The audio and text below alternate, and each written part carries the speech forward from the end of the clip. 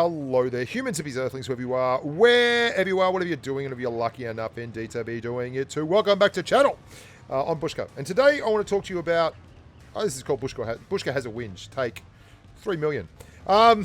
This is the T95E6. I'm going to show you a couple of games of the T95E6. I don't own the T95E6 because I won't buy a crate, and that's what I want to talk to you about. I get a lot of people who comment and are very negative about the game in particular, saying this is bullcrap, you know, you're a shill for wargaming, you're a whore for wargaming, blah, blah, blah, blah. Why do you carry on about wargaming stuff? They're just all making money out of crates, blah, blah, blah, whatever.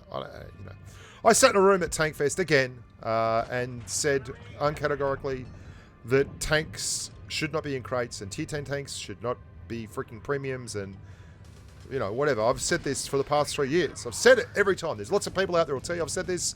Skate, Meadsy, Martin Dogger, Aminette, the guys at Wargaming, they'll all tell you I've said this, and it doesn't make any difference. People who have the shits just want to have a whinge.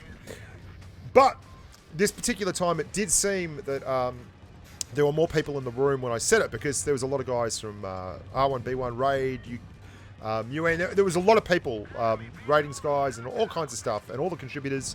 We're having a chat with Ribble Stripe in the Tankfest Sherman room, I think it was. It was lovely, lovely. Great time to be live. And I put forward the idea that, unfortunately, they're not going away. And I don't think they're going away. The reason is because Wargaming make money, and Wargaming is there to make money, and every other freaking game in the marketplace uses crates to generate revenue. They do. PUBG Mobile, you buy crates and you get a freaking shirt. Like, you'll buy crates and you'll get nothing. Like, you'll get absolutely nothing. It's a lot like getting boosters.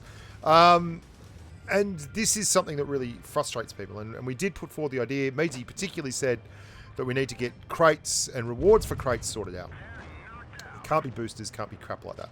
So we talked about that. And then you know, the thing is, unless there's legislation out there that protects against crates from the EU and stuff, and actually calls it for what it is, which is gambling, then crates are going to stay in the game and people are going to buy crates. Like, if people didn't buy crates, they wouldn't do crates, because people, obviously, they're making money out of this, or they wouldn't be doing it. Now, the whole problem I have with it is, number one, it's a stupid thing, like, where you don't have a guaranteed odds of getting a crate, which is just numb nuts. The other one is the thing that I can't remember who it was who pointed this out, but it's a common thread that anyone that thinks that if it's 10% drop rate, that if you buy 10 crates you get 100% drop rate, is insane. It's way out of that league. Just because you buy a crate doesn't mean that you get a special delivery the next one. It's 10% every time you open a crate, which is not the freaking same as buy 10, get 1. So that's just how it is. The other thing that I really find baffling with regard to all this is that it's tier 10. Like, tier 10 was once the paramount tier. It was where you went to get this kind of gameplay and to play against the best tanks that you could buy in the game. And now there are so many tier 10 premiums that it is, for me, taking the shine off tier 10. If you pay enough money, which is Wargaming's point, you can. There's Tank Nader, good on you, from 101AB. Thank you very much for the replay, amigo. And here's Wild Bill from Straight, good on you, Billy. If you spend enough money, you can get T22s, 121Bs, T95E6. You know, you get the point. Like, you can get a lot of crates, tanks, M60s. You can get a lot of tanks at tier 10. Badges that you never could before. That's like 5 premiums just straight off the top of my head. Bang, bang, bang, bang, bang. And that's scary, because that is not what I like about tier 10. Tier 10 was always the ultimate pinnacle and the ultimate achievement. The idea that you could just waltz into tier 10 because you like the look of tier 10 tanks and had a wallet is really annoys me. But that's where we're at now. This is where it's at. So this is the new day, this is the new dawn, and we've got to deal with it. What about the T95E6? Well, we've spent the first 4.5 minutes, 5 minutes of the game, of the video, talking crap about it. Let's talk about what actually is going on here and why it isn't actually a bad tank at all. It's a heavy tank with 2800 DPM, which is very good, and 10 degrees of gun depression. The turret on it is not particularly fantastic, but the Hatch is 220 millimeters, pretty much all over, 240 in parts, and then 384 on the outside edges. But the big weak point in the middle is very, very easy and susceptible to HE pens when flat. But if you've got it up at 10 degrees, then that's a lot harder to hit. Like if you've got it up high so that you're looking down with gun depression, that is a lot harder to take advantage of. It is fairly freaking mobile for a tier 10 heavy tank, which is pretty impressive. 42 kilometers an hour is the top speed, which is 12% quicker than the T110E5, which already feels pretty mobile, and slightly more, 10% more traverse on that as well. And your power to weight ratio is in fact about 10% better than the T110E5s. So that takes into account your terrain resistances and all that kind of thing. Your lower glacis is bad. Your upper glacis is bad. There's no way around that.